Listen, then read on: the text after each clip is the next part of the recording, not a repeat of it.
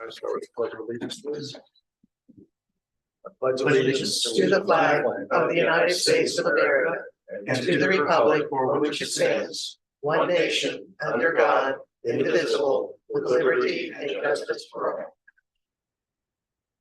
Secretary, please take roll. David Franz, Present. Mary Grabanowski, Present. Nick Plopper, Josh Fedor, Present. Chris Lake, Present. Jim Hurst, Present. Cindy Madrick, Present. and we have a quorum. All right, thank you. In your packet, you received, there's a set of minutes from the February 20th meeting. Is there any additions, comments, deletions related to those minutes? I move that we accept the minutes. Second. Any further discussion? All in favor signify by aye. Aye. Opposed by nay. Motion carries. 6 minutes are approved. We have 2 requests for continuances. Docket number 2023-39 DP Stoller Roofing Office Building 5898 South 700 East. A development plan approval for the expansion of a parking area for a roofing business being in the rural single-family residential R1 district. Roger, are you handling this? Yes, sir. Staff continues to work with the Stollers. We're making progress. There are some things that they're needing from us, some things we're needing from them, but we are moving forward. We just need more time to get this done. Okay. Any questions, comments? Is there a motion to continue this to the April 15th meeting? So moved. Is there a second? All in favor signify by aye. Opposed by nay. Is moved to next month. And then 2023-57 DPA, Hankey Development Promontory Berms and Pond, 9825 Windy Hills Drive, Zionsville, continuing our development plan amendment to permit additional berms and a reduction in size of a pond in the planned unit development promontory PUD zoning district. Roger? Yes, sir. We received a formal request for continuance from Mr. Price, who's representing Hankey Development on this project. They are waiting for a response from a third party entity to respond to concerns from the fire department. And so until that information is provided, we're not in a position to move forward. So continuance is needed. Okay. Do you have anything to add? Okay. All right. Is there a motion to continue this to the April 15th meeting? So moved. Second? Second. Discussion? All in favor signify by aye. Aye. Opposed by nay. That motion is also continued next month. On to continued business from last month, or actually from July. So it's docket number 2023-28Z, Hankey Development, Bradley Farms PUD rezoning, parcels addressed as 1120, 1310, 1550 South US Highway 421, 1555 South 950 East, and 9625 East 100 South. Rezoning of 349 plus minus acres, 9 parcels from the rural general agricultural AG, rural single family residential R1, and rural single and 2 family residential R2 districts to the planned unit development PUD district. Roger? Thank you. On the screen, you have a location map. Again, this is a petition for rezoning 349 acres. The site is generally located north of County Road 200 South, which if you look at the screen, it's down along the southern line, and south of County Road 100 North, which is up on this area. It is involving multiple parcels between US Highway 421, which is also known as Michigan Road, and County Road 950 East, which runs along this side of the site. Site currently contains a single family residence, farm buildings, multiple acres of farm ground, wooded areas, and is bisected by Eagle Creek, which runs north-south essentially through the site.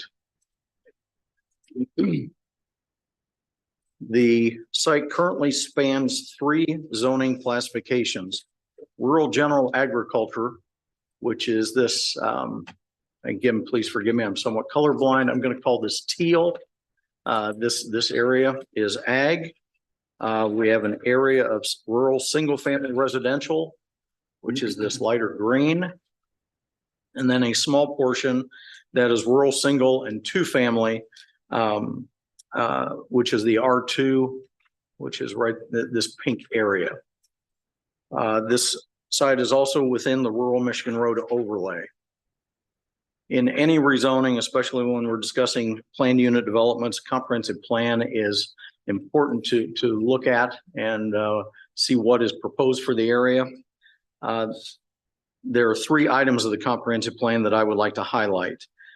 First, with the adoption of the airport area strategic land use plan in January 2022, adopted as a part of the comprehensive plan, thereby amending the Union Township future land use plan. The recommended uses for the site are primarily estate, conservation, residential district. And as a point of reference on the map on the screen, this blue area is the airport. And then from that, going north and south, you'll see somewhat something that looks like arrows. Those are open space districts that align with the existing runway. And then running somewhat east-west are the same types of areas which are in place for an anticipated or planned east-west runway. There's no definitive timeline on that, but it is something that federal government has laid out and we have to account for. From the land use plan, let me back up to on the screen. The site for Bradley Ridge is outlined in red here. It's the approximate location. And you notice that the kind of the tail of one of these arrows does go across the northern portion of Bradley Ridge. I point that out because here as we move to the next slide, this tail is going to be in the color of purple. And here it is, or blue.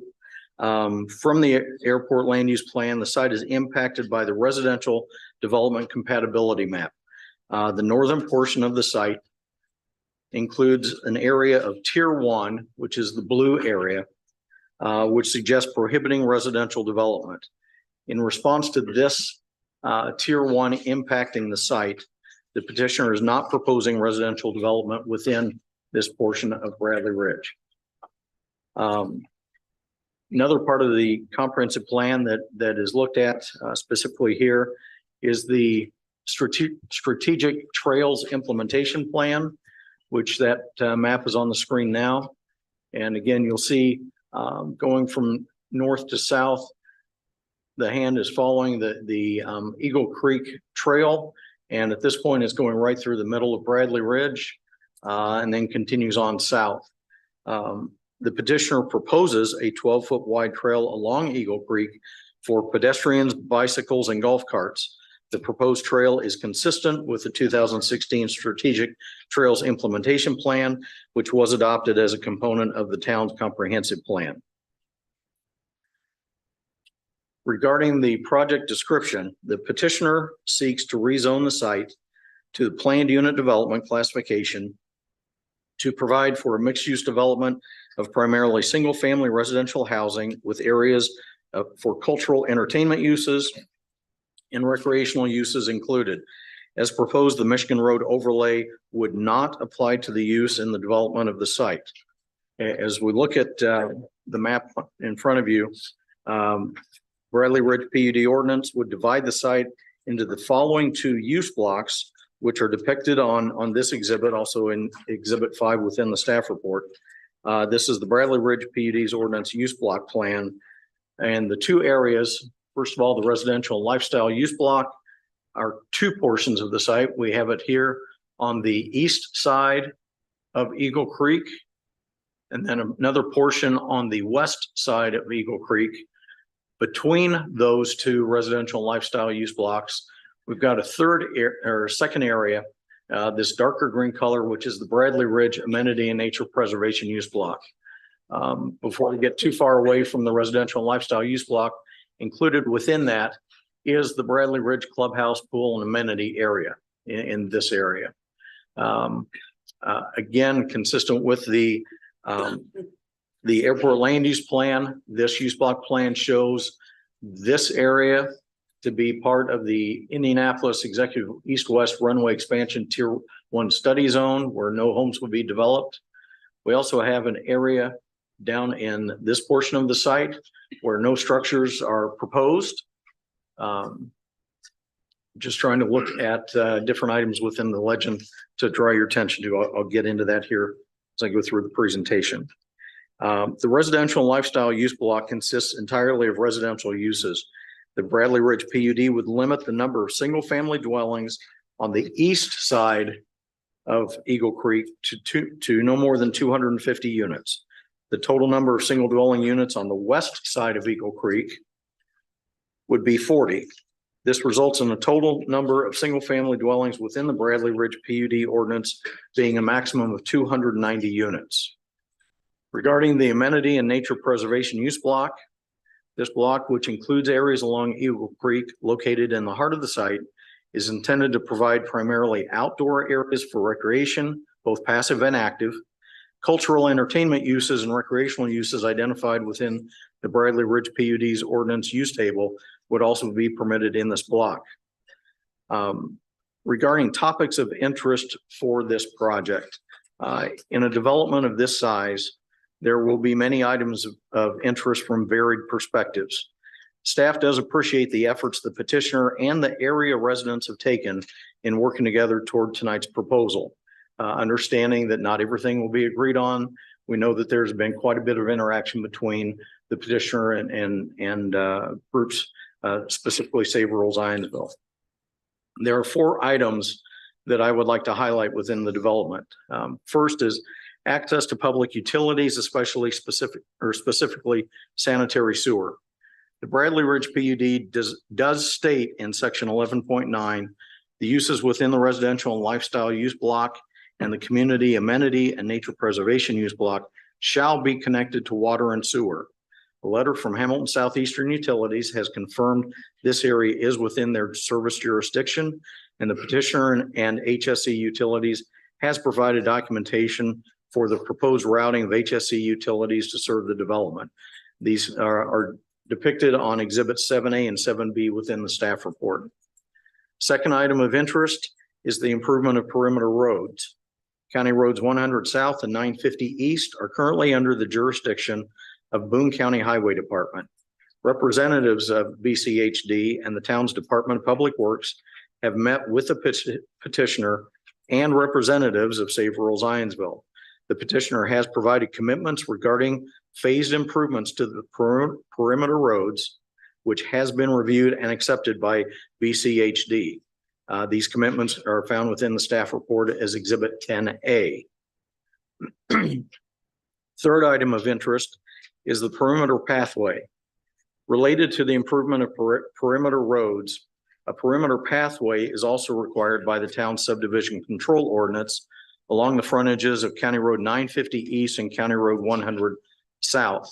You'll even see on the use block plan, there is a dashed brown line that does go up along the side of 950 East and then across on 900. In section 9.1 of the proposed Bradley PUD ordinance, it states no perimeter pathway shall be required along County Road 950 East. While these pathways are shown on the concept plan, as I just pointed out, the petitioner will be seeking a waiver of this requirement from the Plan Commission at the development plan approval stage. Therefore, because the way perimeter pathways are currently described in the ordinance, if this were to pass, they really would not have to pursue a waiver because it's saying no perimeter path would be required. Because of that, staff is suggesting section 9.1 of the concept plan, which includes this phrasing, County Road 950 East perimeter pathway not required for section 9.1. Staff is proposing that these areas be rephrased to state no perimeter pathway shall be required along County Road 950 East if a waiver is granted by the Plan Commission at the development plan stage. So we wouldn't be committing to that tonight, but it would be giving the Plan Commission the option at the development plan stage to waive that requirement. The fourth item of interest regards interior trails. The petitioner proposes a 12-foot wide trail along Eagle Creek, and that's shown by this solid brown line that goes along the west edge of Eagle Creek. And this would be provided for pedestrians, bicycles, and golf carts. Within the staff report, you'll see that it was noted that the Parks Department stated that current trail and pathway ordinances do not permit golf carts on paved pedestrian pathways nor trails, and exceptions should not be considered for non-golf course adjacent communities. This afternoon, an email was received from Jared Logston, the superintendent of Parks and Recreation, clarifying this comment and addresses the park's request for a maintenance easement along Eagle Creek. And I have that email up on the screen. I realize that the print is too small for most of you on the board to read, and definitely those in the audience. So I'll read it for you. And again, this is from Jared Logston, the superintendent of Parks and Recreation. He's responding back to Matt Price, an email that Matt sent regarding the status of the requirement for golf carts on pathways, and also a requested maintenance easement along Eagle Creek. And Mr. Logston responded to all, yes, per negotiations concerning the public trail through Bradley Ridge, the Parks Department will remove from the staff comments the line concerning golf cart use. All other trail requests are to remain.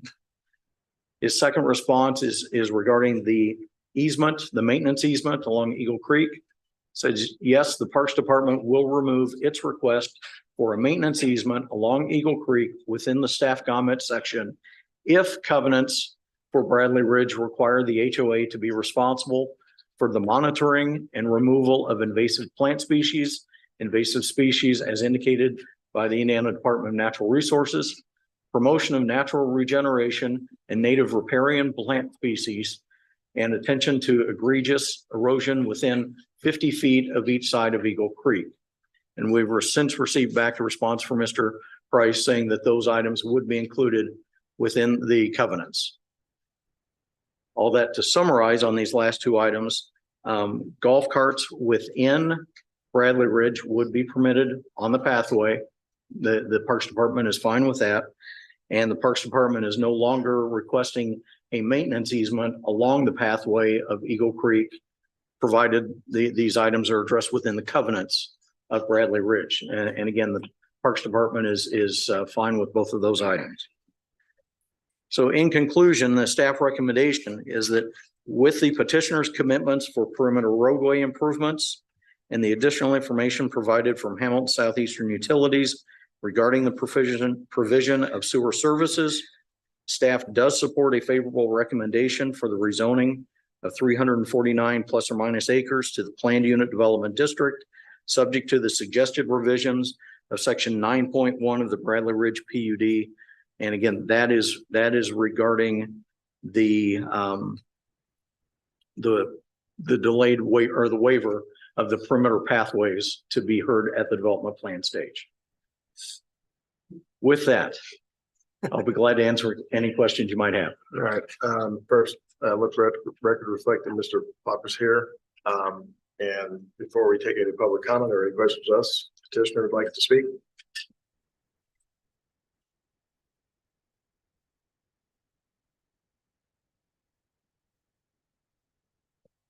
If I could ask for my PowerPoint to be brought up. I wanted to first of all introduce the Hinkie development team that's here this evening. I, together with them, are available to answer any questions that you do have as the evening progresses. But first of all, Mr. Steve Hinkie present. To his right is Brad Hinkie, and then to his right, Doug Fleener. I also have Suzanne Baker with my office here, who's worked very diligently on the proposal as well. Mr. President, as you noted at the outset, we've had several continuances, and this has been a long journey. It's been a long time getting here. You may even recall that at the meeting where we last appeared to seek a continuance to this meeting, we had a staff report that was not favorable. It was recommending that at least two significant items be addressed before a favorable recommendation might be offered. And so at the suggestion of Mr. Lake, we took advantage of a 60-day continuance and worked very hard to address the remaining questions that staff had on the proposal. And those related to really two main areas, which was the provision of sanitary sewer, which we've worked with Hamilton Southeastern, met with the administration of the town regarding that sewer service and provided that information.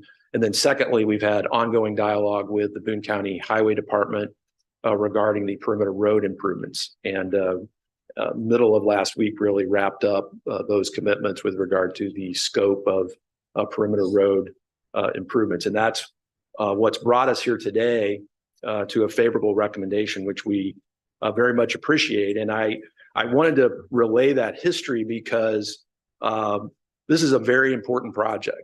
It's an important project for Hinkie Development. And as Steve and I have discussed several times over the last few months, it's a project with this level of seriousness and substantial investment that's being made that really warranted the time that was spent and the commitments that have been made both in the PUD and outside of the PUD. And I'll talk a little bit about that. And so before I go through kind of how we spent our time over the last several months and highlight some of the revisions and materials, I wanted to also thank Saverville Zionsville and their legal representation, Tony Rodolfo. We've had several meetings. I think at various times we kind of gave updates on where we were with those discussions. They've included at times on-site tours of the property, meetings with individual property owners, certainly meetings with their leadership.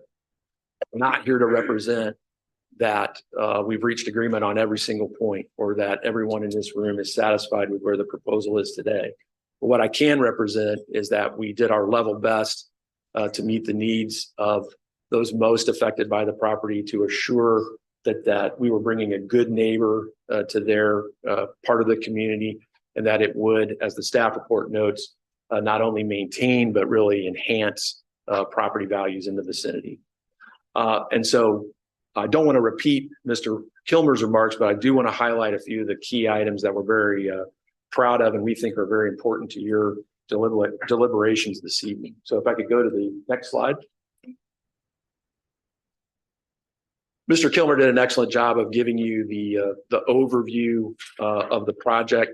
I'm not going to delve a whole lot deeper into that as part of my primary presentation, but certainly are available to answer any questions that you have regarding the specifics of the proposal. Go to the next slide. I wanted to provide just a summary of kind of where we started and where we wound up today. When we first appeared before the Plan Commission back in July, we were proposing 410 homes. It included townhomes. Relatively quickly in the dialogue, we got to a number that we felt like everyone was comfortable with, and not only a total number, but a division between the property of where those homes would go. And so we wound up with a maximum cap on the total number of single family homes, and we're only proposing single family homes, no multifamily, no townhomes of any kind, at 290 total. The allocation within the property of that 290 is a maximum of 40 on the west side of Eagle Creek and a maximum of 250 on the east side of Eagle Creek. As noted, we removed the townhomes from the proposal. We've agreed to the addition of the over 1 mile of trail along Eagle Creek, 12-foot wide trail. We've been in close conversation with the Parks Department regarding the use of that trail, the design of that trail, its location, its width. We're very dialed in there and believe we have a very solid agreement on those points. We've also removed any home sites from the Tier 1 zone. That's kind of the jargon that we use to describe the no build zone that's in the northern part of the property that's covered by the airport study. So we've removed home sites from that location. We've limited access to one access off of US 421, one off of 200, and one off of County Road 950. We got very granular in our discussions with Saverville Zionsville, and this will not do justice to our discussions over several months. But to give you an idea, we've limited things like recreational amenities like pickleball courts to the east side of Eagle Creek to be either within an enclosed building or behind noise attenuating trees.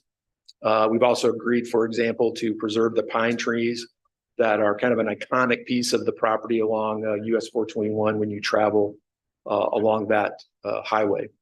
Go to the next slide.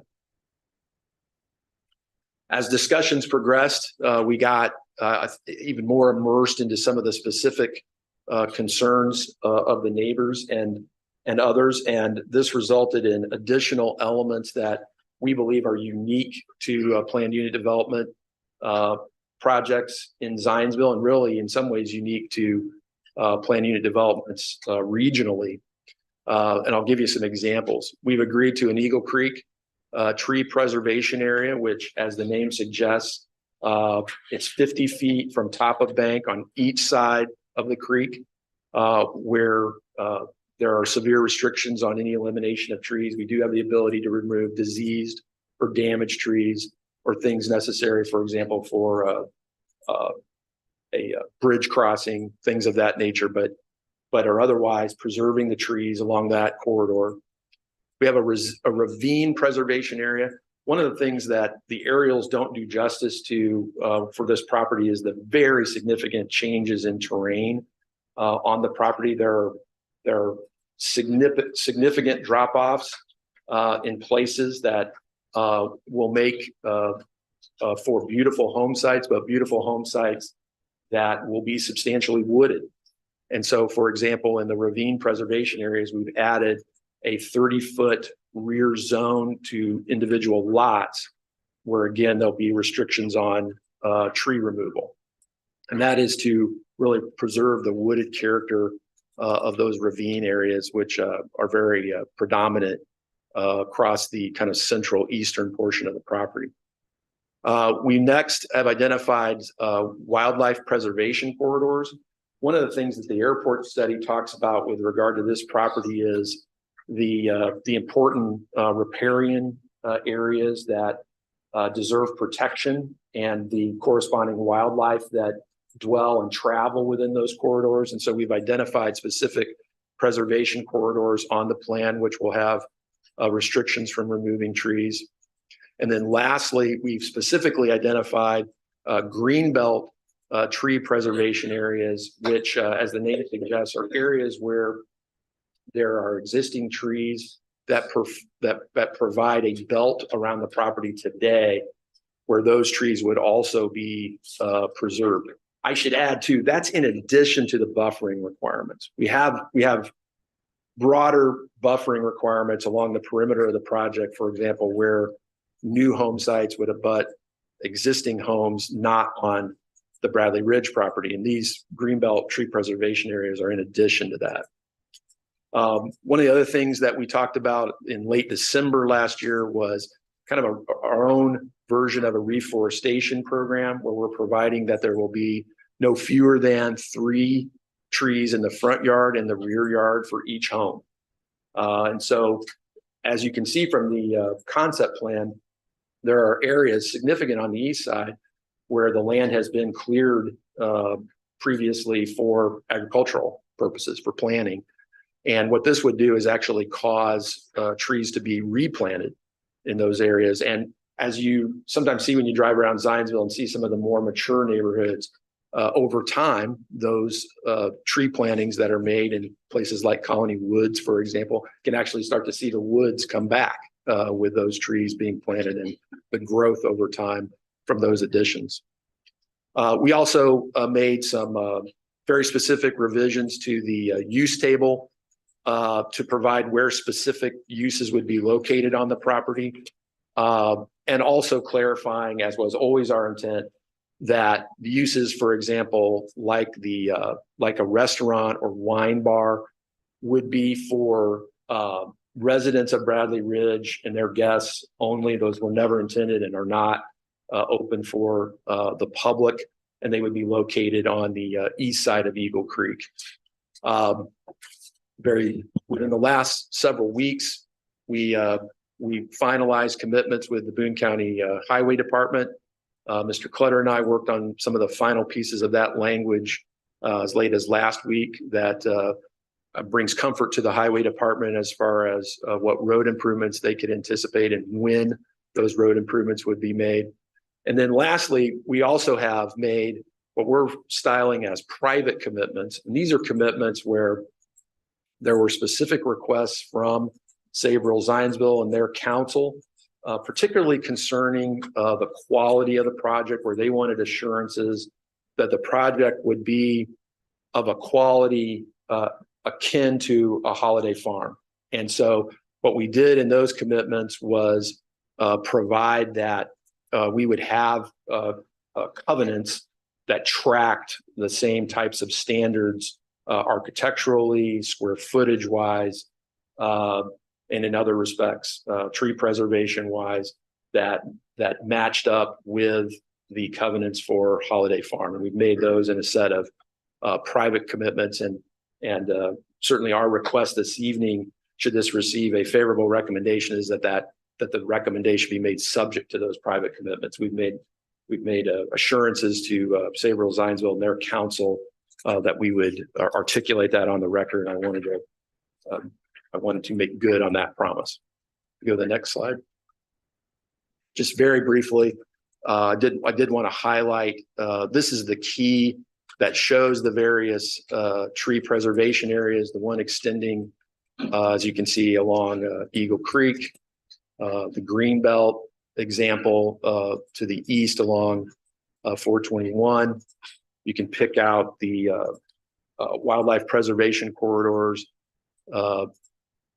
They're more than this, but substantially tracking the areas where there are riparian flowage areas, creeks, etc., as well as the ravine preservation areas, which are the more centralized areas on the east side near the anticipated new residential lots. Go to the next slide. Obviously, we worked very closely with staff, agree with their assessment of the treatment of this proposal relative to the criteria for a rezoning consideration. We worked very hard to comply with the terms of the comprehensive plan, including in its most recent iteration in the airport study that was adopted in early 2022. We worked very hard to assure that the character and uses in our district are harmonious with existing conditions, that through master planning and the extension of utilities, that we can achieve the most desirable land use for this area that not only preserves but enhances property values, and that with the additional detail we've given concerning tree preservation, protection of wildlife, responsible extension of utilities to minimize impacts on other property owners in the community, that this represents the best of responsible development and growth. So for all those reasons, we'd respectfully request a favorable recommendation this evening, and the Hinkie Development team and I are available to answer any questions that you have, and we sincerely appreciate the time that's been afforded to us to work through these details. Thank you. All right, thank you. At this time, I'll ask if there's anybody from the public going to comment on this matter.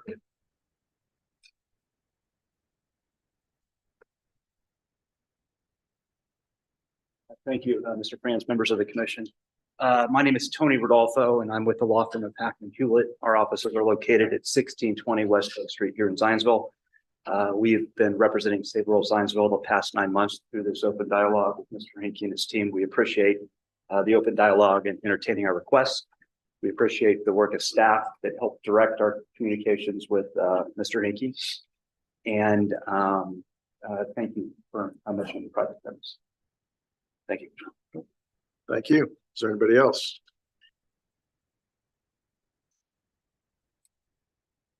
Hi, I'm Lynn Jenkins. I am an adjacent property owner to the proposed area, 1730 South 950 East. And as a resident of rural Zionsville for almost 40 years, I've watched change, and it is inevitable. Many people move to and love Zionsville because of its small town feel, with easy access to cultural events in Indy and Carmel. But they also love the country and the rural feel of the immediate surroundings. Growth may be inevitable, but smart growth takes planning. people here say, we don't want to be Carmel. We don't want to be Fishers. We don't want to be Westfield. Zionsville is unique among these places. Zionsville still has a rural community. When the developer purchased the land and plotted his PUD, he closed off 950 East as an emergency only exit or entrance. This gave some tiny relief to the rural community that we'd still have a quiet rural road to walk on, to run, to walk our dogs, and to bike on, even with the required paving of the gravel road. But after months of promises to include an emergency only entrance on 950, in just a week's time recently, he has backtracked and determined to destroy any last hint of rural community by opening up this quiet country road to much more traffic. Those familiar with 950 East, north of 200 South, know that the curvy bridge over Mounts Run will surely be a location for frequent accidents as another 100+ vehicles speed down the road only to slam on their brakes as they near the bridge. I know this because I live just north of the bridge and I hear all the time the slamming of brakes when they get to the bridge and realize they have to slow down. The lack of a perimeter path makes this road even more dangerous for those who wish to walk the road. To rectify this, the road would need to be straightened and the bridge rebuilt to handle so much additional traffic. And is the town prepared for this expense? So I asked the Plan Commission to deny the petition. But if you do approve, I implore you to demand the petitioner to revert to his original proposal and keep the 950 East entrance as emergency only. Thank you. All right, thank you.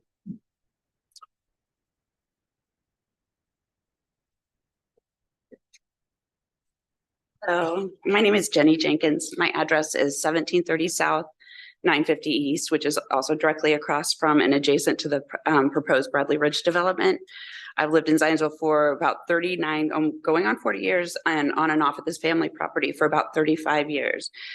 When I heard about this petition, I distributed flyers to neighbors for miles around to get a feel for whether or not they were as concerned as I was about a subdivision that is larger than Colony Woods being built in rural Zionsville.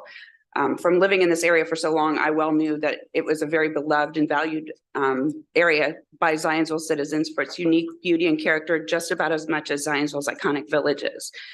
Through this initial effort, the group Save Rural Zionsville was formed, and I served as a member of the leadership team of Save Rural Zionsville up until last week when I resigned.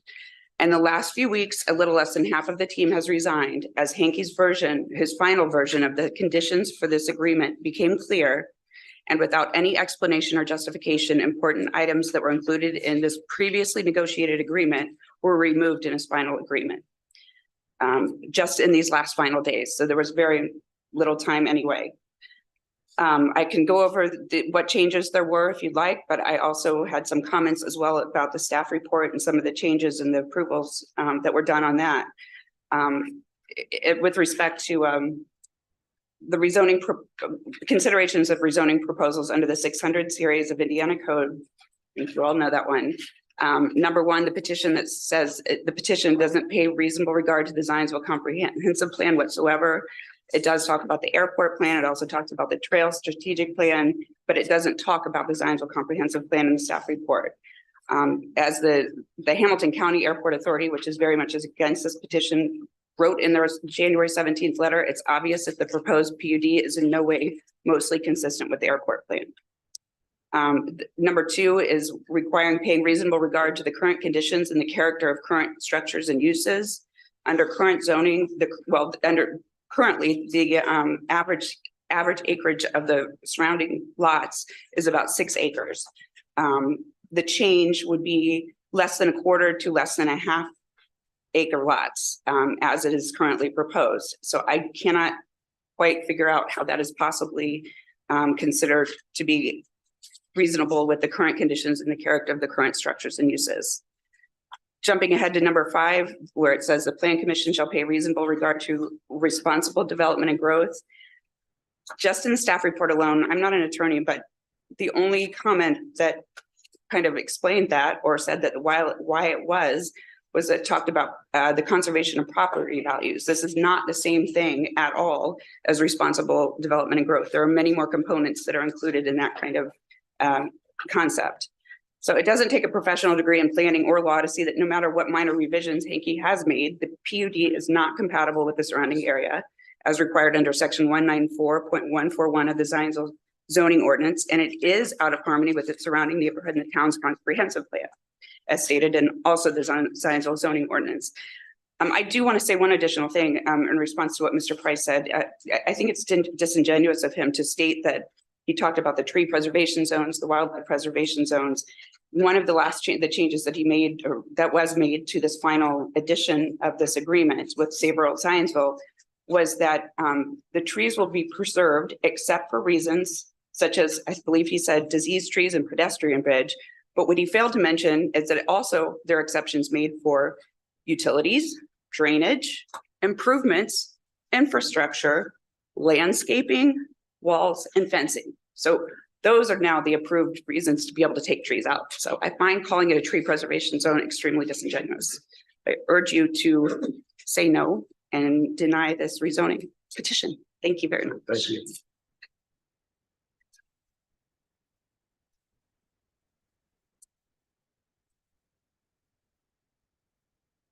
Dawn Ayers, 1575 South 900 East.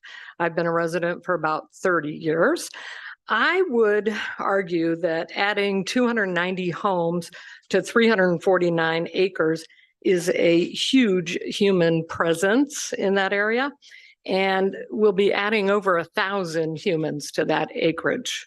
Adding these humans to that acreage means that we will eliminate essentially the wildlife in that area, no matter how many few acres we designate wildlife preserved. When you look at the Bradley Ridge parcel, it is the hunting ground for a pair of bald eagles that we see on almost a daily basis out there. They will be gone with this development.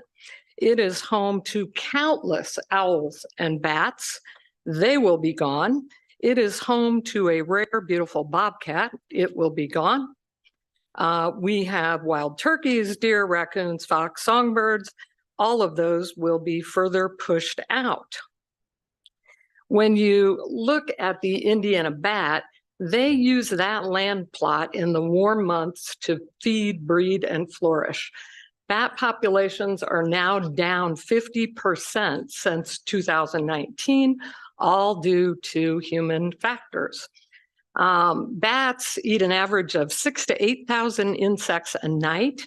They pollinate and disperse seeds. Without them, crops cannot survive and ecosystems vanish. Science has shown that if bats disappear, just as with bees, the human race does not exist. And yet, we justify thinking just one more destructive development won't make a difference. I would argue that the one more destruction of an ecosystem is not a great plan. Wouldn't it be great if Zionsville could be lauded for being a place that's conserving and preserving rather than destroying? I know you're thinking, doesn't she know that development is inevitable? It is unstoppable? Well, I don't know about that. When you look back, when you look at areas in Maine and New England like Bar Harbor, Yarmouth, Cumberland, they've chosen to preserve their winding, narrow country roads, their woodlands, their meadows, their low-density housing. They said no to developers putting in thousands of homes. They were able to preserve their charming, friendly, idyllic, peaceful towns. They put a price tag on nature rather than a price tag on greed. They stuck to a plan to prevent turning into the next overcrowded, run-of-the-mill, ugly, big city. And they continue to be some of the most desirable and prosperous areas in the country. I think Zionsville is at a long overdue crossroad, and it's time to decide which path we take. To quote Robert Frost, "Two roads diverged in a wood, and I took the one less traveled by, and that has made all the difference." Thank you. Thank you. Everybody else?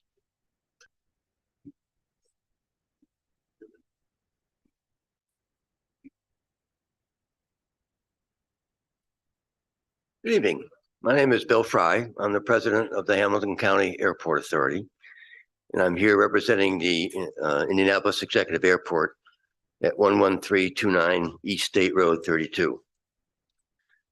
First of all, I want to make a correction of the record in that the petitioner refers to something he's calling the Indianapolis Executive Airport East-West Runway Expansion Study, which he refers to in Exhibits 2, 3, and 10. No study exists. There's no such thing as an east-west runway expansion study. So I don't know where that came from. The Tier 1 region was developed as part of the airport strategic land use study that was actually initiated by the town of Zionsville when they came to our board meeting one time and asked for us to participate in that study with the intent of making sure that the development around the airport was both compatible with airport and with the town of Zionsville.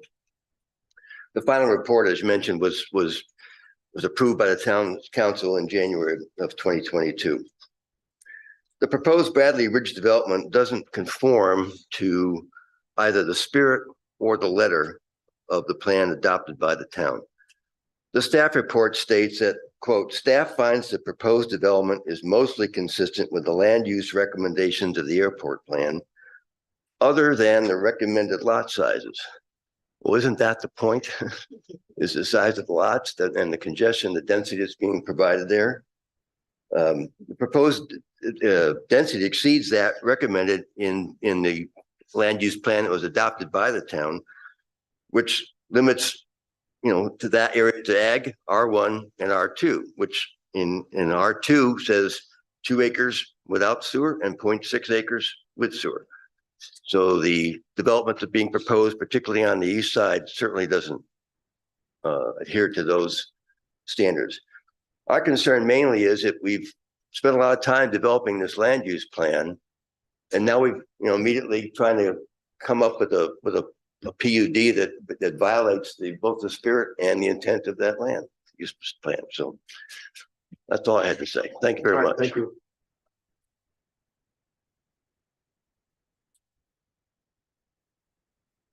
Good evening. My name is Christy Wright. I live at 9301 East 180 South, and I'm here representing Save Rural Zionsville tonight. I just wanted to make a comment to provide some perspective on the previous commenter related to resignations from our leadership team. While all of us on the Save Rural Zionsville leadership team have personal ideals and values, our charge from the start has been to represent the membership body of Save Rural Zionsville, which is over 325 members. Neighbors established the objectives for Save Rural Zionsville at a meeting in July, and the objective from a big picture standpoint was to work to bring the development into step with the comprehensive plan. The neighbors also identified priorities that fell into 4 main categories, which were density, conservation, uses, and quality. Our objective was never to block the Bradley Ridge development because much of the land is already zoned for housing anyway. We have had very frequent communication with our members. We issued a 20+ page report of our work. We had extensive engagement with stakeholders. All of this culminated in a member meeting on February 20th and February 28th, during which we had a vote, and 80% of the households who attended voted to finalize this agreement. So the 3 out of 8 resignations that occurred happened after this vote. Thank you. All right, thank you. So anybody else like to comment? Anybody online? Matt, would you like to respond?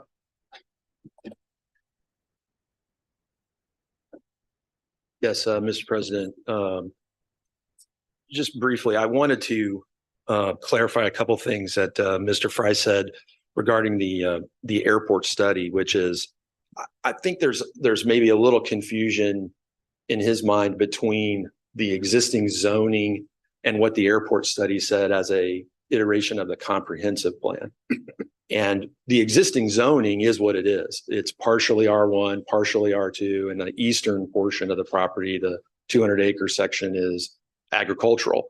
I think largely because that area has historically been used for agricultural, not necessarily because it makes a lot of sense from a land use perspective, forward looking for that area to be agricultural. And I say that because the airport study concluded that the area east of 421 was to include things like mixed uses for businesses and campus housing immediately east. What it calls for in the airport study comp plan is a recommendation for single family housing in this area. It calls for conservation subdivisions where you would be allowed to reduce lot sizes in exchange for creating more open space and protecting wildlife corridors and riparian assets and creating new recreational opportunities on this land. And we feel like that is exactly what Bradley Ridge has done in working with Sabriel Zionsville, is to preserve open space and create recreational assets and be respectful of the wildlife that's in the area. To just give you an idea with regard to just number of homes, if you read the airport study, it calls for lot sizes, if the properties are on utilities, ranging from 1 acre lots to 0.6 acre lots. And even we did a little analysis borrowing from some of Mr. Kilmer's work in the staff report, that even if you back out all of the area that you might conclude is floodplain. So even if you take the publicly available resources and say, we're going to back out all the floodplain out of the property, you still have 234 acres of developable land. If you use a 1 acre lot size, that's 234 lots. If you use 0.6 acre lot sizes, that's 390 lots.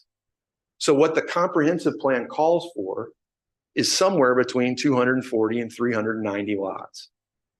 And that was part of the informed dialogue between Sabriel, Zionsville, and Hinkie, was what's a responsible number that allows us to achieve the broader goals of the airport study as the latest iteration of the town's comprehensive plan, while at the same time creating a beautiful new neighborhood that would be an important asset for the community. And we feel like we've done exactly that with the 290 total homes. I might also add, in working with Sabriel, Zionsville, and the residents west of 950, a big item for them was to reduce the number of homes on the west side of Eagle Creek, to keep that number at a low level. I think they actually were agreeable to more than 40 homes, but Mr. Hinkie agreed to 40 would be the cap on that side of the property. And that's important. I'd like to just comment also on the tree removal. The tree removal is very specifically written to restrict the removal of trees. Now, it does have exceptions for diseased trees, for damaged trees, for a bridge, pedestrian or vehicular, for drainage and utilities, things that make this a first-class development. Part of the tension we had in some of the negotiations over tree preservation and indeed access was, how can we at one time be required to preserve all the trees, but at the same time be required to build a bridge over Eagle Creek so that access could be limited on County Road 950. There are tensions and trade-offs there, and we tried to achieve the best balance we could in a spirit of compromise and reaching for the best development that we could come up with. And so what we did is limited the access for the western part of the project to 950. We did remove it as an emergency access only, made it a full access. We're going to improve that road. We've made that commitment to the Boone County Highway Department. But again, without a bridge, there's only 40 homes that are going to have access to that 150 acres. And so to say that there's hundreds or thousands of additional trips on County Road 950 is simply not borne out by the traffic studies that have been done on this property and the work that the Boone County Highway Department has done with us together on that. And what that also allows us to do is, to the extent a bridge isn't built or to the extent utilities are not required to be extended in various places, then the trees are preserved, but it's very limited set of conditions when a tree could be removed. And it's also the ultimate in transparency. We did not want to make promises about tree preservation and then have a squabble or disagreement later if a tree was removed for a legitimate reason. So what we tried to do was define exactly what those reasons were, confine the reasons for removing a tree, and otherwise let the tree preservation areas prevail and preserve the tree canopy that is such an important and treasured characteristic of this property. I think those are the main comments we'd like to touch upon, and appreciate your time and obviously happy to answer any questions. Okay. Thank you. All right, at this point, I'll open it up to members of the planning commission. Questions, comments? Mr. Price, question for you. I'm actually not a fan of the park's recommendation to allow golf carts on that trail. Too many families in Zionsville allow their 10 and 12-year-olds to drive golf carts around unsupervised, which actually is now against Zionsville's ordinance. Would you guys make a condition of this approval that you would put signage both at the road that crosses from the east and west halves and the north and south ends of that trail that outline the new ordinance and what those requirements are, so that anybody on that path using a golf cart visibly sees that ordinance? We will. We would agree to do that. In fact, I've seen a recent example of that in a neighboring community. Yes. Thank you.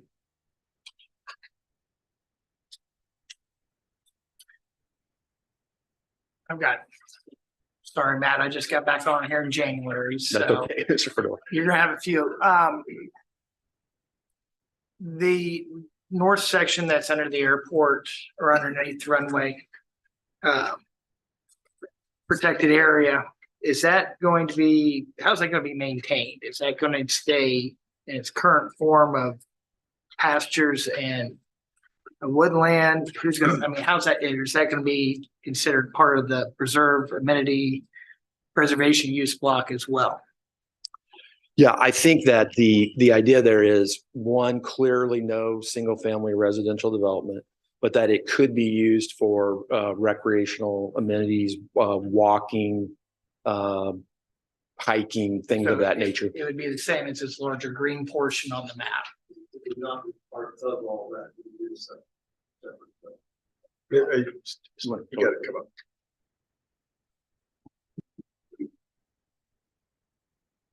Steve Hankey, 20432 Chatham Point Lane, Westfield, Indiana. Yeah, that particular property or area there would probably become either part of a lot or would become something that we would continue to hold and own as a separate property, and would be maintained pretty much the way it is now. It's a hayfield. The woods would be, we have already committed, will preserve the woods as, you know, as they are. So it would be maintained that way. Okay. And then we have a trail going through the middle of this project, which I understand eventually, I think it's to be connected to the north, to the preserve, to the south, somewhere. Correct. Is there any public access to this trail? Yes, there'd be public access off of County Road 200. Is there gonna be a parking lot then being constructed, or is there gonna be, I mean, if it's a public trail, how does public get access to it? Well, Not on their golf cart. Yeah, Yeah. For the residents. that's only for the residents. Yeah. I mean, I guess my suggestion or idea was to the north there, putting it in some sort of public access point in there. I On think- the west of that bridge. I think the whole thing there was originally, we were going to do that as a private trail within the development. The Parks Department wanted to see that as an extension of their trail policies and what they're planning to do to run along Eagle Creek. We therefore agreed to remove it as a private trail and create it as a public trail. I think the intent there is, and we are connecting it along 200 and along 100 so the residents can get to that. But I think the ultimate goal is as the trail is extended along Eagle Creek and as it goes up to the Carpenter, then that access will be there. I know there'll be a lot of parking and everything in the Carpenter. You'll be able to ultimately go from the Carpenter, hopefully down all the way down Holiday Farms and south. Okay.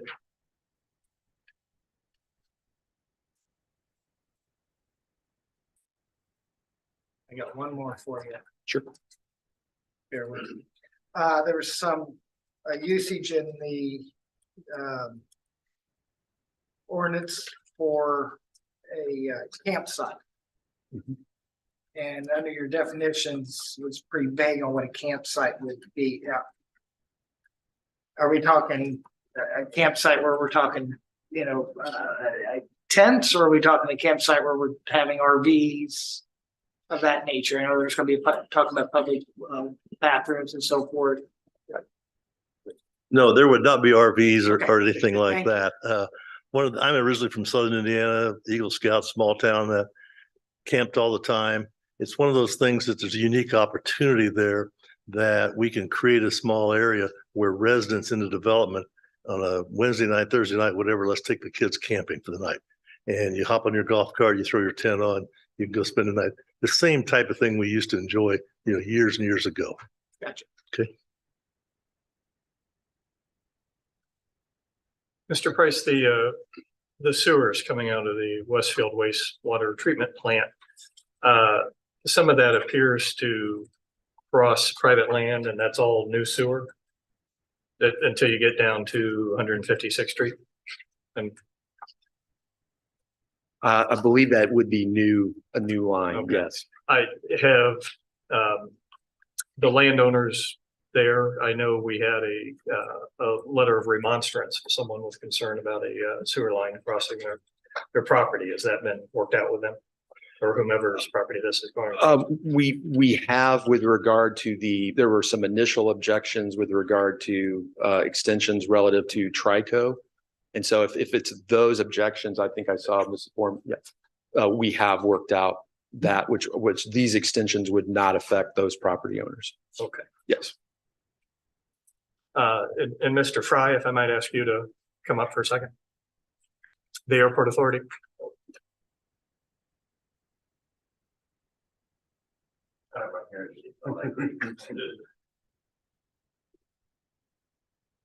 Good to for you. Yes, if you could say again who you are, just for the. Oh, I'm Bill Fry. I'm president of the Hamilton County Airport Authority. And thank you for your letter and your comments. In your letter, one of the reasons you asked us to think hard about this development, approving this development, is sustaining the airport as an economic engine for Zionsville and surrounding areas. But forgive me, in your letter and in your presentation a little earlier, I'm trying to understand how that damages the airport. Obviously, Mr. Price and you have a disagreement on how some of these things go. I'm curious as to how, if Zionsville permitted this to happen, how it damages the airport. Well, like I alluded to when I spoke last time, this really has no direct impact on the airport. What we're concerned about is the fact that it violates the spirit of the strategic airport land use plan that was developed jointly with Zionsville and at Zionsville's initiation. And it sets a bad precedent going forward. I mean, how many more people are going to come forward and try to violate or petition against the layout or the recommendations of the plan? And as Mr. Price mentioned, he said that the airport plan has industrial along this area. No, it doesn't. The industrial area is far to the east, closer to the airport, and north on 421. So the airport plan talks about, and it says specifically that the possible strategy for balancing development and goals in this area could include conservation cluster subdivisions and/or an environmental protection overlay. If sanitary sewers were to be extended to the area in the future, it would allow lot sizes in the lower end of the requirements of 0.6 to 1 acre lots and make conservation subdivisions more feasible. I don't think taking a bunch of 250 homes and dividing by the total land area of the development of that plot really is the same as having 0.6 to 1 acre lots minimum. Well, thank you. You All right. answered my question.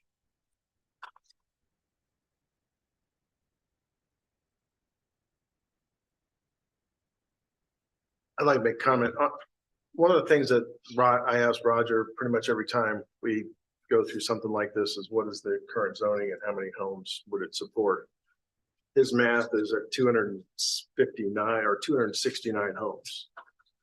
The PUD is 290. I mean, not to exceed 290. It's not even guaranteed it's going to be 290 at this point. So when I look at this, I look at the alternative uses. With the PUD, we're going to get a well thought out planned development. Without a PUD, what are we going to get? I mean, we know they can jam 269 homes in there. There's no potential forethought to it. So to me, the PUD makes a lot of sense relative to letting it be developed without any organization or plan to it.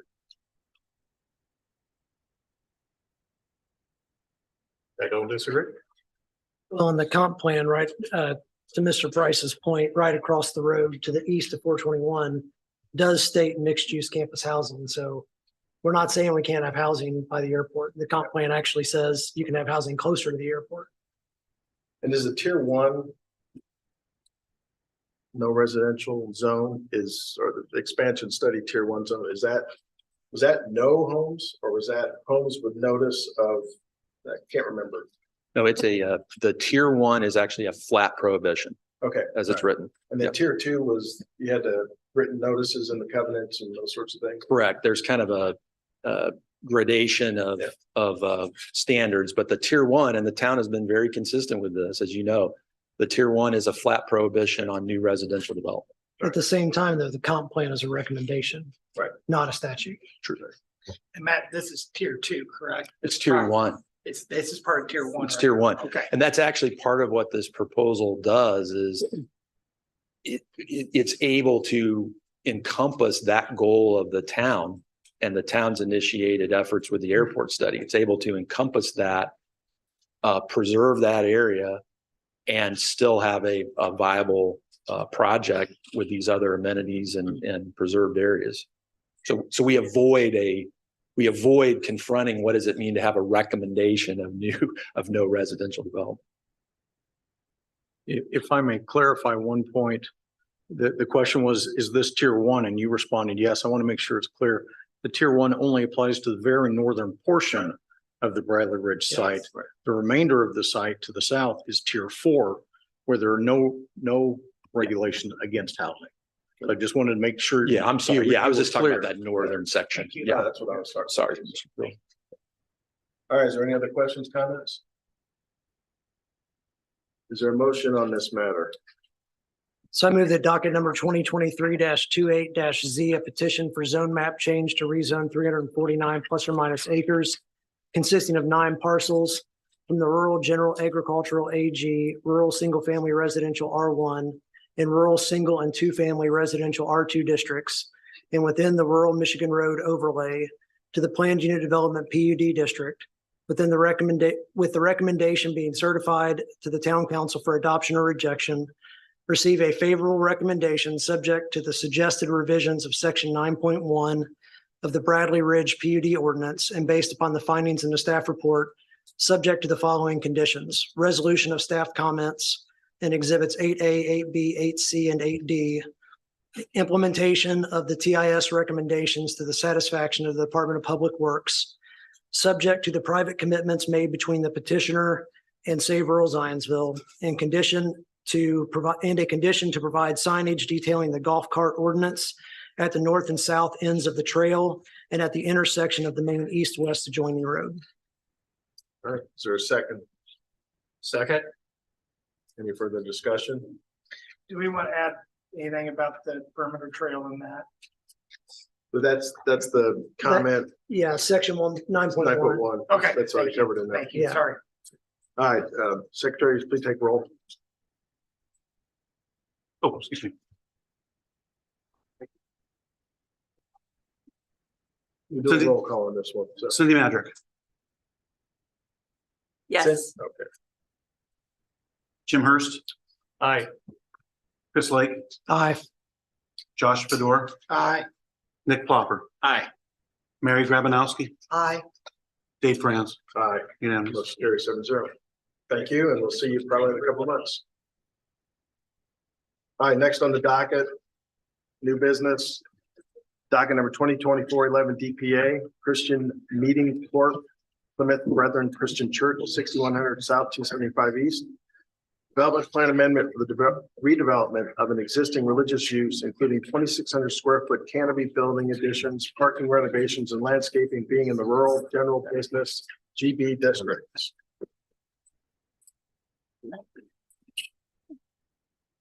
Roger, Jody, are your hand up? I've got it. Thank you. Thanks.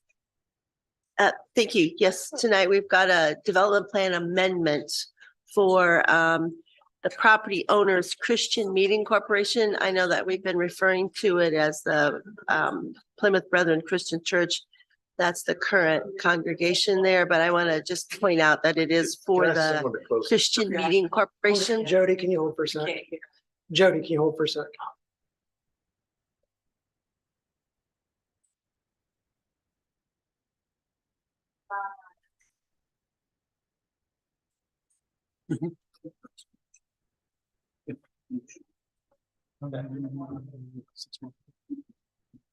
Why don't you just go ahead and start over? Yeah, okay, thanks.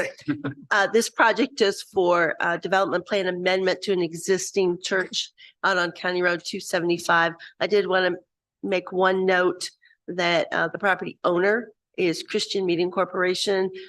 Staff has been referring to the project itself as Plymouth Brethren Christian Church.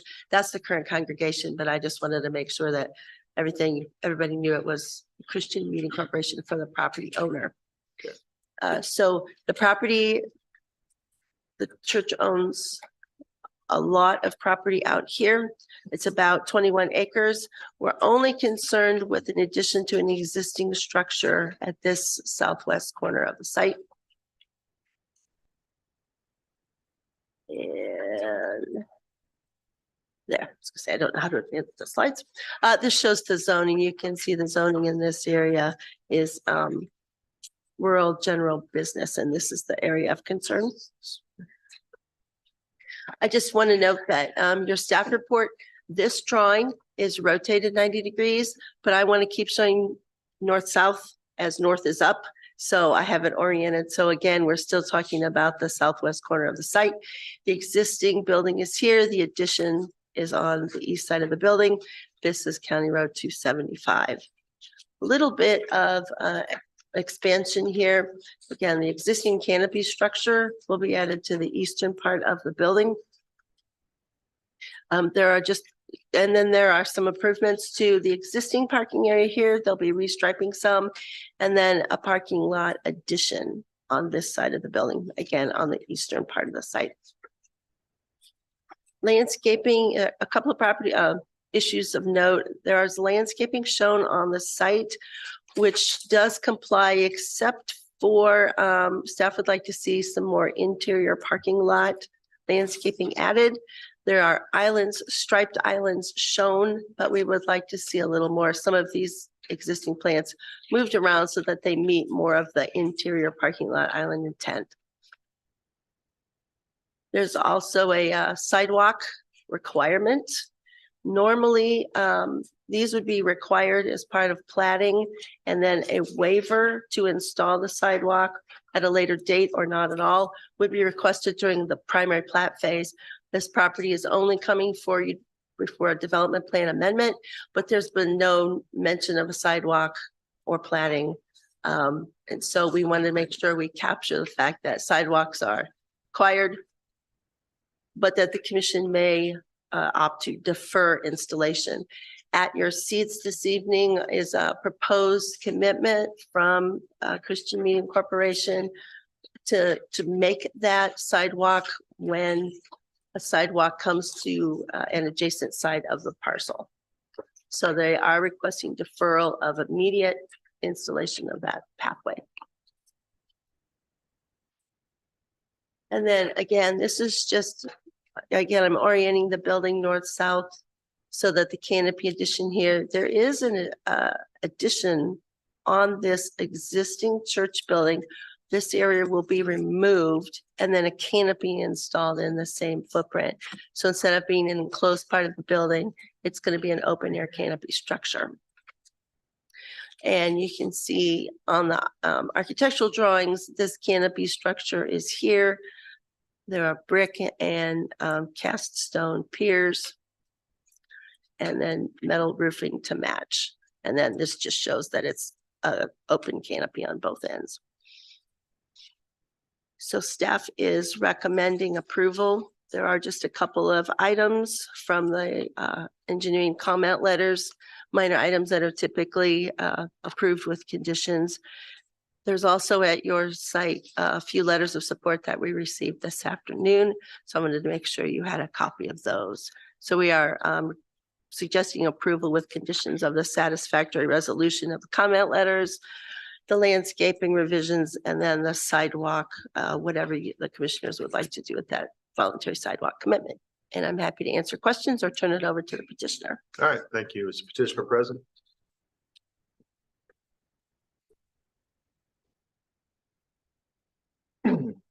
My name is Andy Cash. I reside at 212 Redwood Circle in Noblesville.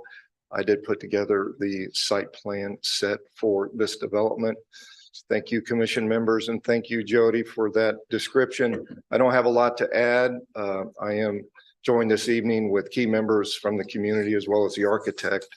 And we've communicated with Highway Department, Health Department being longer than that, as well as staff. So if you have any questions, we'll be happy to answer. All right, thank you. Is there anybody who'd like to comment on this one from the public? If not, questions from anyone on the planning commission? I have a staff question real quick. So given the commitment document that you shared with us, if we're inclined to enter that into the motion, we would then strike item number 3 from the motion? I would recommend that you say with the proposed voluntary commitment as reviewed by legal counsel, because we do want legal counsel to make sure that there's nothing that we might be signing off on.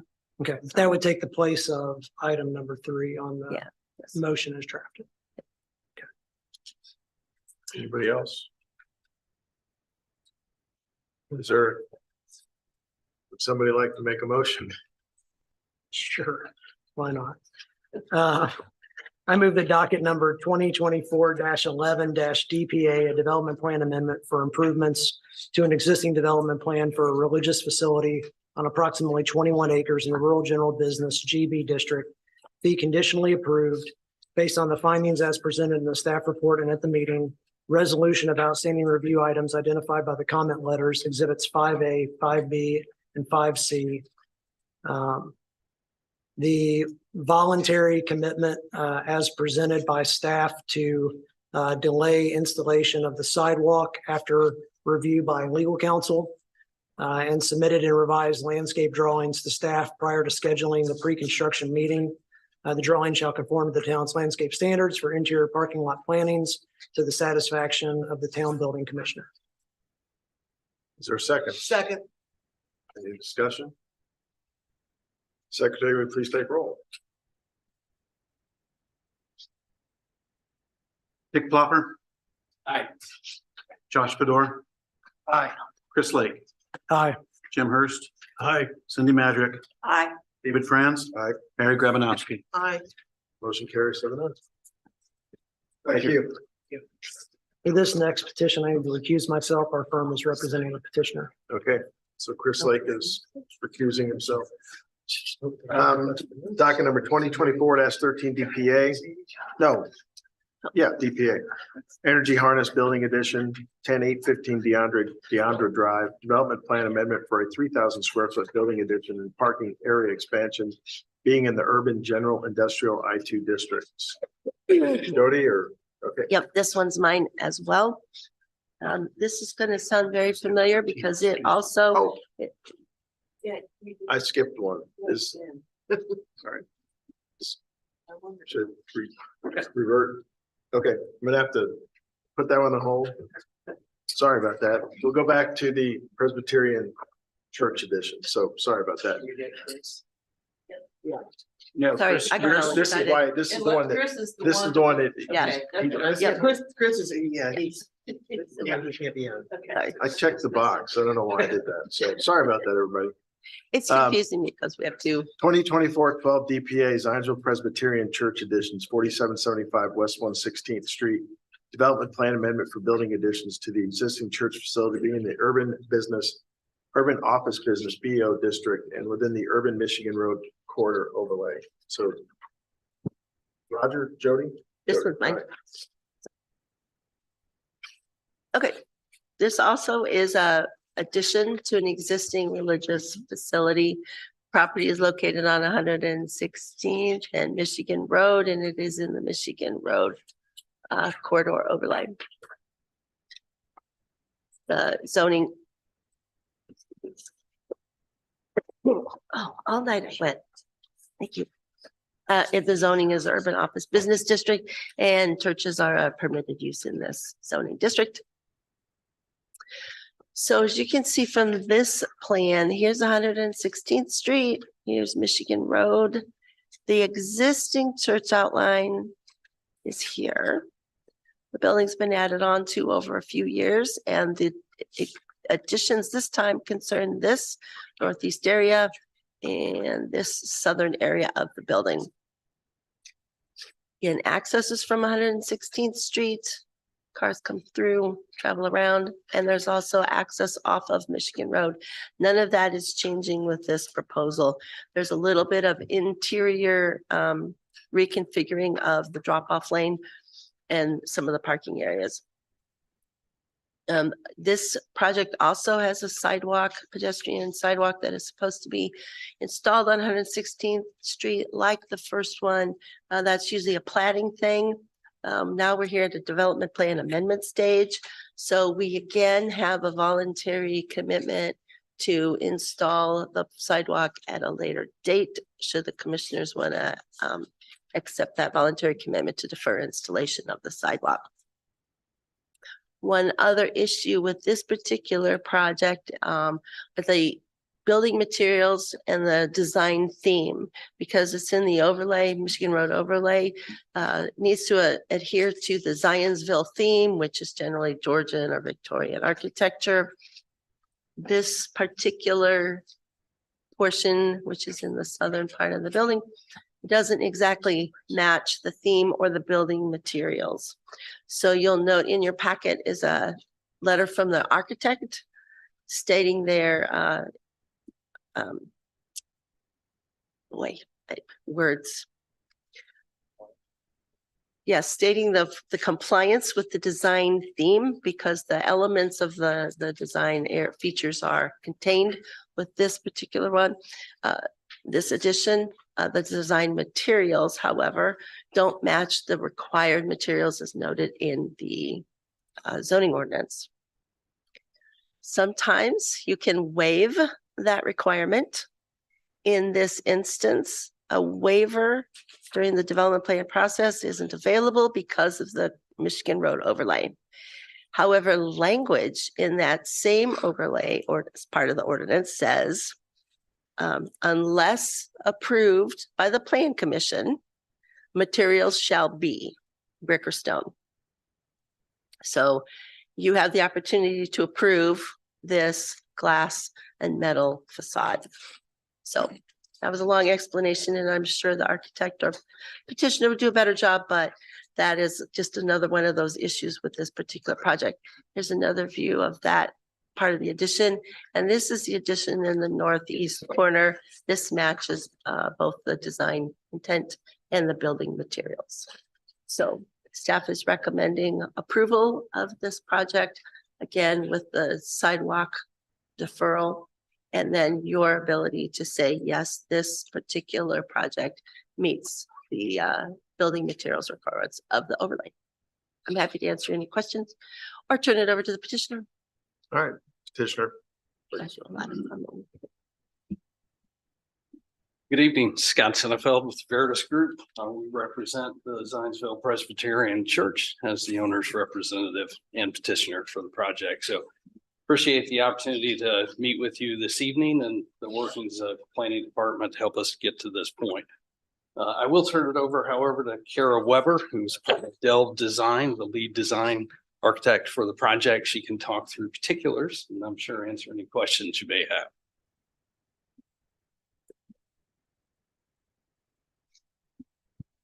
Thank you, Scott.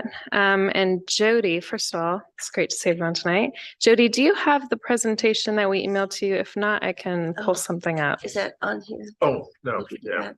Name and address, please. I'm sorry. Thank you. Kara Weber, 30 North 6th Street, Zionsville, Indiana.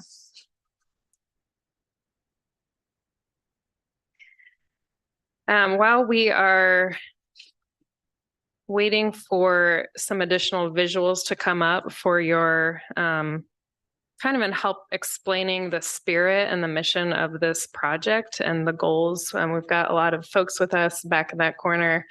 Wave your hand if you're with Zionsville Presbyterian Church. So we've got a bunch of folks here that are really excited about this project, and we're also really proud to answer questions and make sure that there's a confident approval if we do move toward that tonight.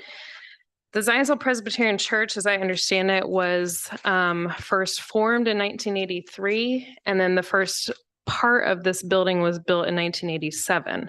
It has had two other major additions over the years, I believe in 1990 and in 1997 then, a secondary one. So it exists today at approximately 60,000 square feet. With the additions that we are proposing, it will bring it to about 72,000 square feet. So the southern addition, Jody, do we have that presentation or should I? Checking. We're checking. Okay, perfect. I will stall. I'll say things. The southern edition that Jody referenced earlier. Yeah, that's not it. Is approximately, I don't think these are our graphics quite yet, so please ignore. We will get there. The southern addition is approximately 7,000 square feet, and it's primarily that front entrance that you saw an image of, and then that northeastern addition is a total of 6,000 square feet plus or minus on both a first floor addition and a second floor addition. There's a small demolition of a component that will be replaced by that addition on that northeast corner.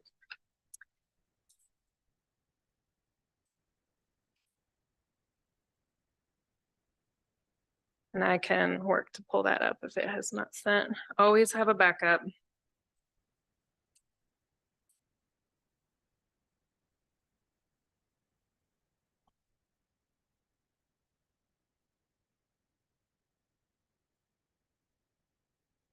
Thank you for your patience.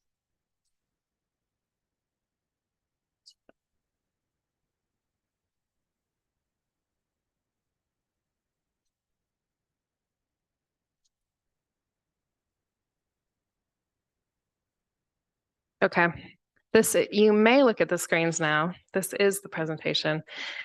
So we'll be brief as we need to be, but as thorough as you're interested to be on this. We think it is valuable to talk about the vision and goals. We've been working on this project for approximately a year. Have had a great deal of input and vision. Some of the guiding principles for this project were for it to be invitational to the community, to be relational once you're inside, to build deep relationships and foster those, and then to be respirational, which is a word that I will say the pastor of the church has made up, Mr. Jerry Deck. But the intent of it is, again, for this to feel like a transparent community asset. So you're not just closed in to the building as it stands now, but you are sort of looking outward and always remembered that you're connected to a larger community, a larger story.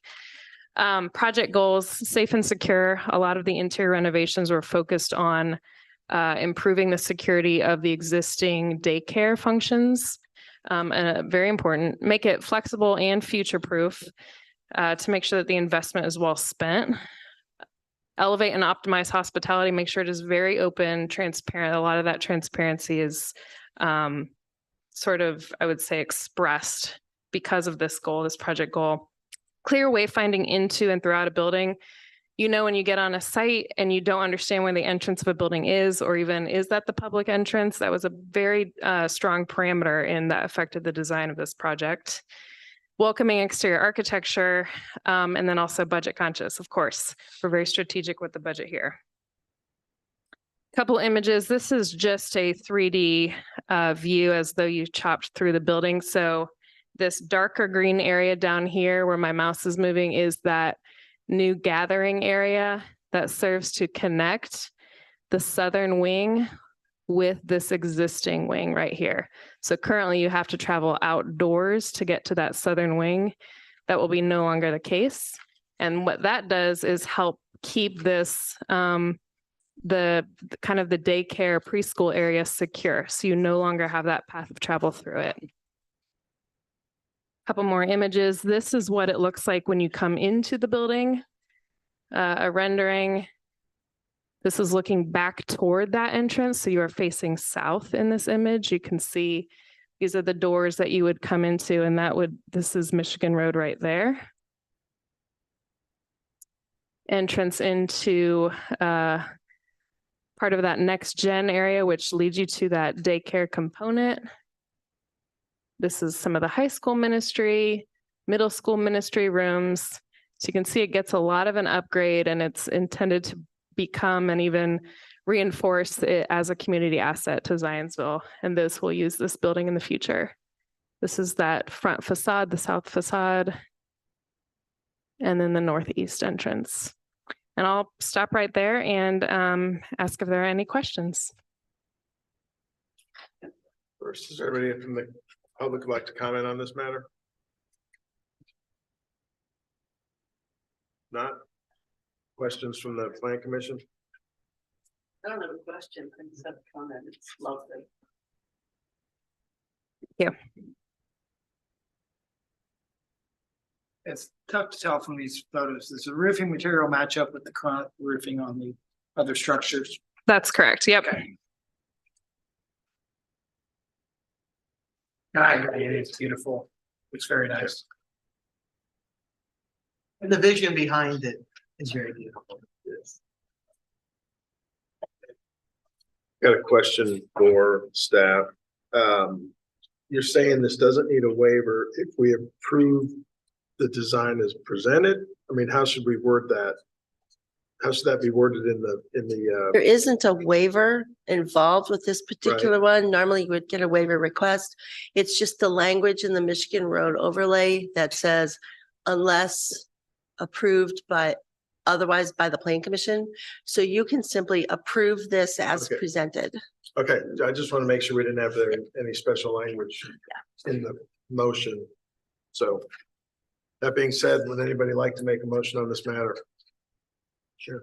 I move that docket number 2024-12-DPA, a development plan amendment for improvement to an existing development plan for a religious facility on approximately 10.79 acres in the urban office business, VO, this district be conditionally approved based on the findings as presented in the staff report and at the meeting, resolution of outstanding review items identified by the comment letters, Exhibit 5, and 3, installation of a path along 116th Street to the satisfaction of the Town Department of Public Works prior to the issuance of the certificate of occupancy for the proposed improvements. Is there a second? Second. Any further discussion? Secretary, would you please take roll? Josh Fedor, Aye. Jim Hurst, Aye. Cindy Madrick, Aye. Dave Franz, Aye. Mary Grabanowski, Aye. Nick Ploppers. Aye. All right, motion carries 6-0. Thank you very much. I just got in the habit on things, just do the roll for the items. So just Not everything you're talking about, like the minutes and those sorts of things. Okay, but you want to know the petitions? Yeah. Okay.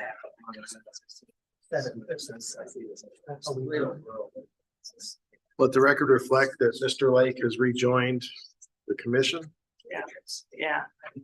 We almost did this one without you. I jumped ahead.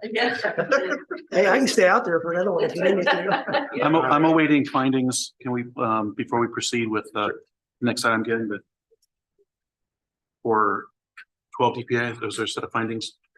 Where are we? Okay. 12. I love it. Yeah. Okay, I haven't signed The any. other one, I haven't yeah. signed any. I've only signed one. Yeah. So And Mr. that Lake one hasn't needs to come signed. back. Yeah, Mr. Lake needs to sign that one and we are, I think that was- No, we haven't had it down here. right, we haven't seen the hanky. I There still it have is. the hanky. Making me wait. I still have the hanky one here, which only requires the president's signature.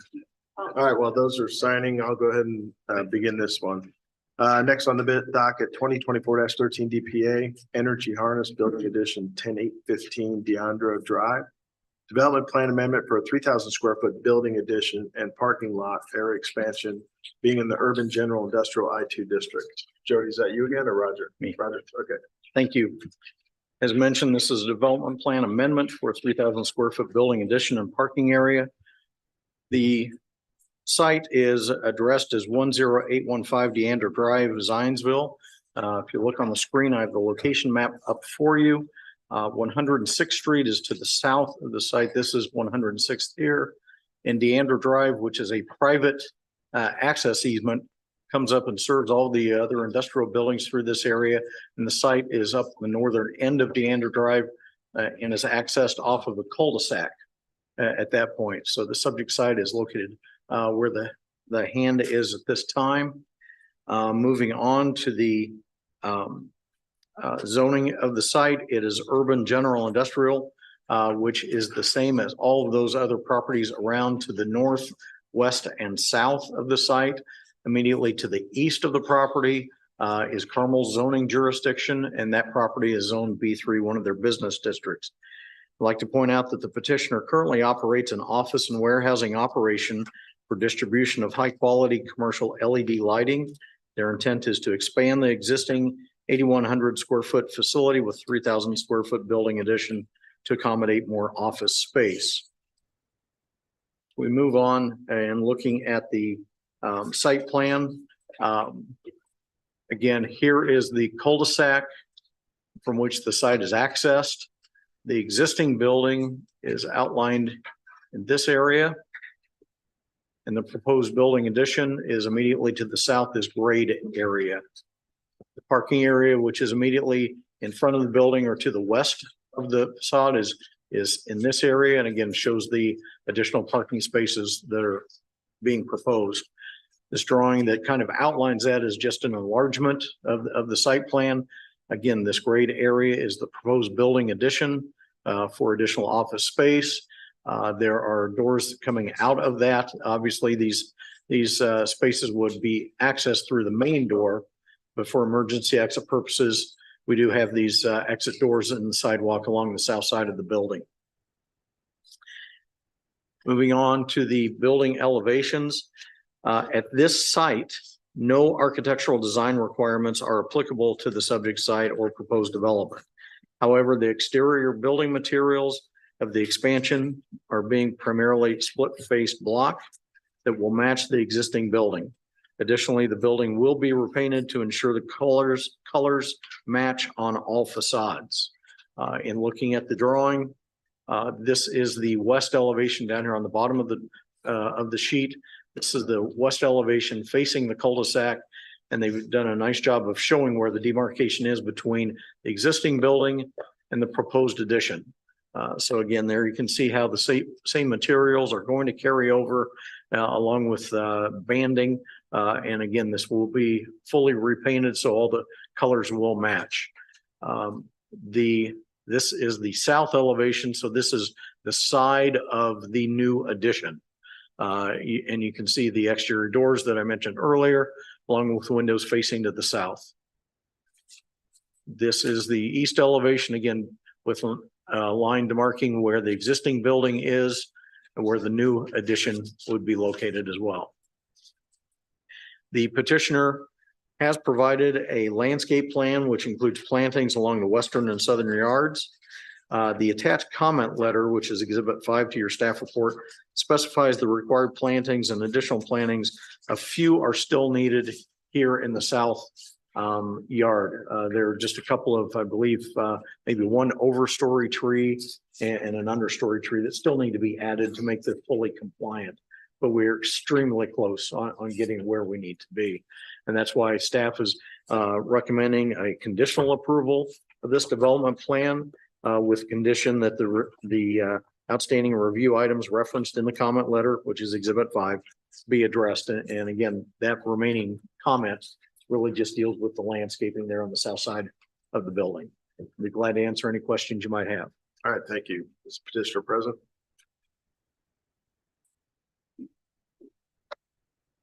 Andy Cash, 212 Redwood Circle. Thank you for that, Roger. I really don't have anything to add to his presentation. I believe the architect, owner, and possibly the contractor are joining us online. So if you have any questions, I'll be happy to answer. Okay, all right, thank you. Is there anybody in the public who'd like to comment on this matter? Being none, is there any questions from any members of the planning commission? I'll just make a comment, being business wise, not too far from this and being familiar with those roads.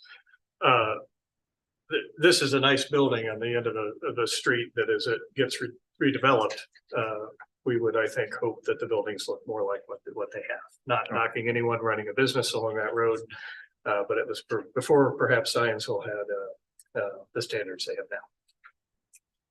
So thank you. Thank you. Anybody else? Nothing germane to that, but you might look at flipping your exit doors the other direction because you're making people exit out and then go against your door in the open position. So it just might be a little easier that when they exit out, they're actually able to go the direction of the exit path versus fighting the direction the door swings. Again, not germane to this presentation, but just might be helpful from an egress standpoint. Understood. Thank you. I'll relay that. Anything else? Is there a motion on this matter?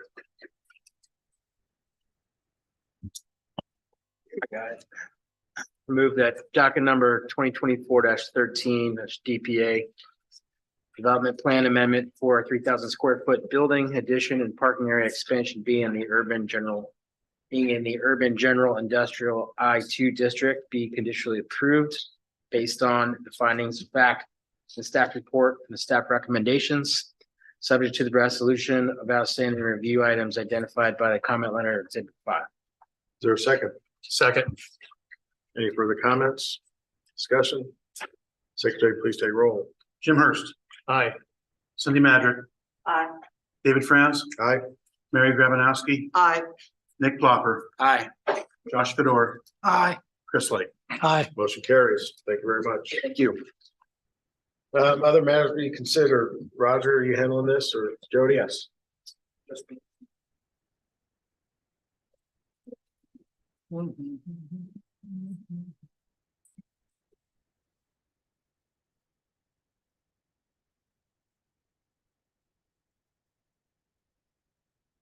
The last item on your agenda this evening is really just informational for you.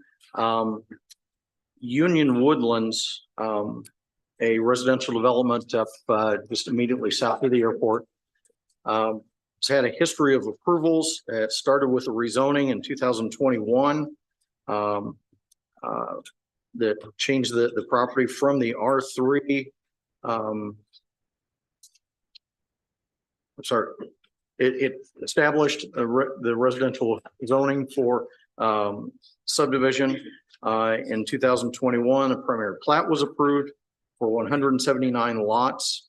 In 2021, 71 DP, a development plan, was approved, and that was a petition by Silverthorne Homes. And again, on the screen before you is the location map. Here is the site of Union Woodlands. To give you an idea, the airport is due north, And the residential development is for everything south of where my hand is going. The northern portion did not have any homes on it, but the area to the south, this rectangular area was platted for 179 homes by Silverthorne. And that was approved under docket number 2021-71 DP. As a part of that DP, Silverthorne had included home elevations as part of the approval. Silverthorne is no longer going to be the builder of the homes on these lots. They've been now captured by Lennar, and part of the requirements or part of the commitments that were subject of the rezoning and the development plan and everything were that Silverthorne's facades were what was going to be built. Now that they're no longer involved, Lennar has submitted building plans, home elevations for approval. This is a minor item that is approved administratively. Staff and the director have reviewed through the proposed home facades from Lennar. And this is sheet 1, sheet 2, and sheet 3, and compared these to the home elevations that have been approved by the Silverthorne approval. And we're just simply informing you that staff and the director have deemed that the Lennar homes are substantially similar to those that had been approved for the Silverthorne development. This is truly just an informational. We're making you aware of that so that when you go out and when homes are being constructed, if you have the Silverthorne home plans in front of you and say, it doesn't exactly look the same, no, because we're now looking at Lennar homes. That's the extent of this update. We're glad to answer any questions you might have. Yeah, I should add, there were a number of commitments that were approved as part of the original development plan approval. Lennar is aware of those. Lennar is not looking to change any of those commitments. They're going to abide by them. These homes meet those standards. Okay. Any questions, comments? I would just comment that in this petition the first time, just because you can doesn't mean you should. This is a horrible place for homes with the airplane traffic, and while the elevations match, I wish the developer would reconsider. I'm curious, we have the different levels of the tier airport. This is in the exclusion zone. Yeah, I know, but Yeah. tier 2, it needs to be on the plat, then don't we have something on the The plat? issue that- is that this was zoned prior to the airplane. Yeah, I looked at back to the original Airport. zoning. and- Literally like one petition prior, it was like Yeah, just it snuck was- in before the airport petition. So yeah, it's unfortunate. And the airplane sound in that zone right at the end of the runway is going to be miserable. And this is the one that they've got commitments where they have to do the soundproofing of the homes, et cetera. Dry ponds and everything on front, Yeah. all that. Yeah, I remember it. But my question is these people, when they buy these homes in tier 2, they have to have something on their plat that lets them know that they're underneath a flight path. Does that qualify for this area as well, since it's under the exclusion zone to begin with? Well, I believe that's also going to be required to be in their title work. Yeah. Then the question comes up, how many people, when they buy their home, read all of their title work? My wife, hopefully title work, she flies that paper right in front of you. I hope they visit the home site, and see where the airport is, right? But to answer your question again, yes, all future homeowners will be informed of the requirements. And because it's in the title work, that information is not only going to be relayed to the initial buyer from the builder, but it will carry forward as homes are turned over to owners 2, 3, 4, and 5 down the road. It will be in the paperwork. The question is, will everyone read that paperwork? Along with Chris, I think if they do a tour of the site, they may kind of figure out real fast that it's loud. I don't know, I have friends who live kind of across the street from that. They built that place in the 90s, 80s maybe, and they had no clue the airport. And it was not quiet back then. It wasn't like today. Assuming the usage is significantly higher. It than was is, that. it's but not, it was still. All right, anything else? If not, is there a motion to adjourn? So moved. All in favor? Aye. We are adjourned. Thank you, everyone.